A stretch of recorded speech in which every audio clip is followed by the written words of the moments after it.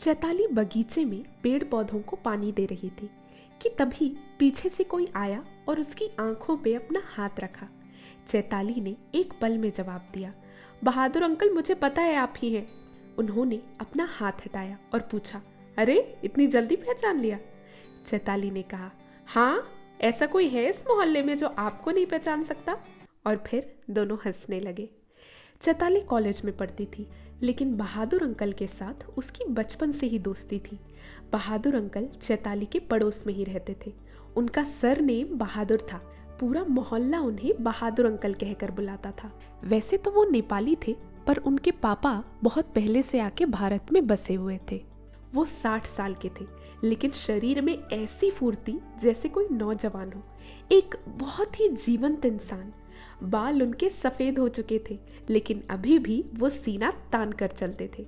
बच्चों के साथ वो बच्चे बनकर खेलते, बड़ों के दोस्त बनकर रहते और शाम को अपने हम उम्र दोस्तों के साथ बैठकर अपने सुख दुख बांटते। चैताली के पैदा होने से पहले ही उसके दादा दादी गुजर चुके थे। बचपन में जब वो बाकी बच्चों को अपने दादा के साथ खेलते हुए देखती तो बहुत उदास हो जाती।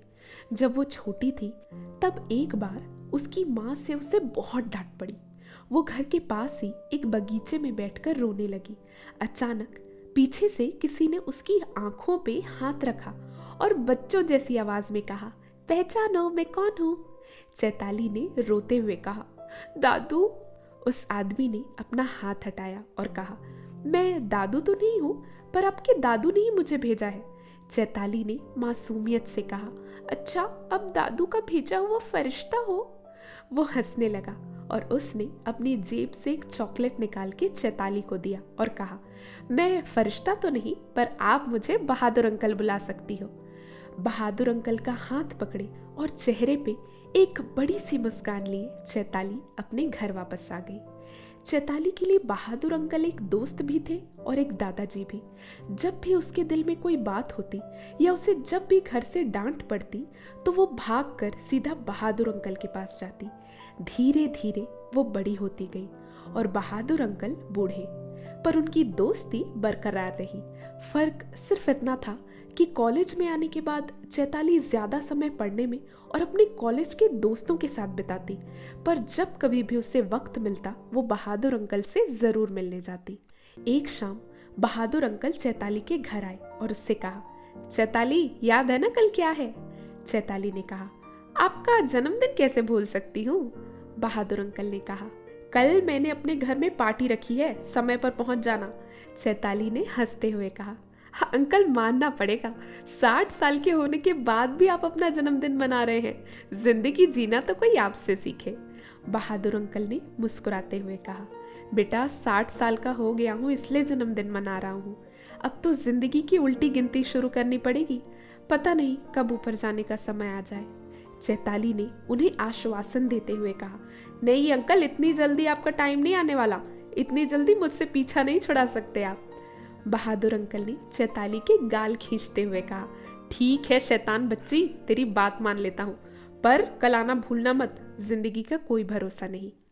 अगले दिन शाम को जब बहादुर अंकल के घर जाने का समय हुआ तो चैताली के कॉलेज के दोस्तों का फोन आया और उन्होंने चैताली को बताया कि उन्होंने क्लब जाने का प्लान बनाया है। चैताली ने उन्हें मना करने की कोशिश की, पर वो नहीं मानी। चैताली ने सोचा कि बहादुर अंकल से तो वो कभी भी मिल सकती है, पर दोस्तों के साथ क्लब जाने का मौका कभी कभी मिलता है। वो तैयार हुई और क्लब जाने के लिए निकल पड़ी। अगले दिन कॉलेज से आने के बाद शाम को चैताली अपने घर से निकली बहादुर अंकल से मिलने के लिए। उसने एक बहुत सुंदर सी शॉल ले रखी थी बहादुर अंकल को तोहफे में देने के लिए। वो जैसे ही घर से बाहर निकली उसने देखा कि पड़ोस के लोग अपने घर से निकलकर कुछ बातें कर रहे हैं। सबके चेहरे पर उदासी दिखाई दे रही थी। उसने एक आंटी से पूछा, आंटी, सब क्या बातें कर रहे हैं? उस आंटी ने दुख भरी आवाज में कहा, चैताली, तुम्हें पता नहीं, आज सुबह बहादुर अंकल का एक्सीडेंट हो गया और उनकी मौत हो गई। चैताली उस जगह पर बैठ गई। उसके पैरों में अब शक्ति नहीं थी। उसकी आंखों से आंसू बहने लगे। बहादुर अंकल ने उससे कितनी बार कहा था उनके जन्मदिन पर आने को, पर उसने अपने बचपन के दोस्त को छोड़कर अपने आज के दोस्तों के साथ पार्टी करना ज़्यादा ज़रूरी समझा। उसने वक्त की कद्र नहीं की और वक्त ने उसे ऐसा दिन दिखाया।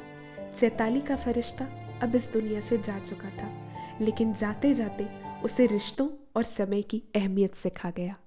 तो दोस्तों, आपको ये कहानी कैसी लगी कमेंट बॉक्स में लिखकर ज़रूर बताइएगा। क्या आपके पड़ोस में भी कोई ऐसे अंकल या आंटी है जिन्हें आप अपने दादा दादी के रूप में देखते हैं? ये भी कमेंट बॉक्स में लिखकर ज़रूर बताइएगा। अगर कहानी अच्छी लगी तो वीडियो को लाइक करें, शेयर करें और आगे ऐसे ही इंटरेस्टिंग स्टोरीज़ पाने के लिए हमारे चैनल को सब्सक्राइब करें और बेल आइकन क्लिक करें। Thank you.